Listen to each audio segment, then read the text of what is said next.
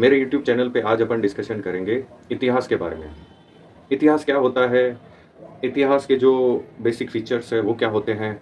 इतिहास का अध्ययन हमें किस प्रकार करना चाहिए?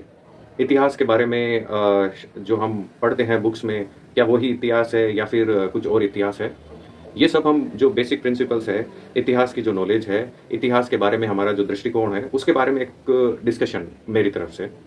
मैं कई दिनों से वीडियोस वगैरह चढ़ा रहा हूँ इतिहास के। और इतिहास के वीडियोस जो हैं वो सब्जेक्ट वाइज पढ़ाना या नोट से पढ़ाना बहुत आसान होता है। कई सारी बातें होती है जो नोट्स में लिख के याद रखने में बहुत आसानी होती है।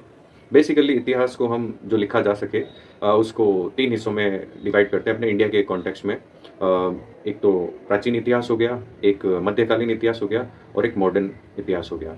इन इतिहास के क्रमों में जो 3 हमारे जो स्टेप्स हैं, इन इनको हम अपने अध्ययन के लिए इस्तेमाल करते हैं।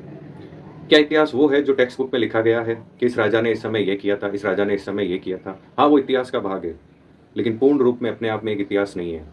इतिहास एक्चुअली में हमारी जो संस्कृति अभी जो चल रही है, या हमने इतिहास में जो सामाजिक दृष्टिकोण था उस समय, इतिहास में जो समाज उस समय वर्क करता था, समाज का जो बेसिक था आइडिया, जिसमें निचले स्तर पे कौन थे, ऊपर के स्तर पे कौन थे, उनकी सामाजिक दशा और उनकी दिशा, और वो जो समाज के अंदर सही रूप से चल रहे थे, उसे उस उनकी संस्कृति, उनके रीति रिवाज जो आज भी कई रूपों में चले आ रहे हैं, इसे बेसिकली इतिहास बोला जाता है।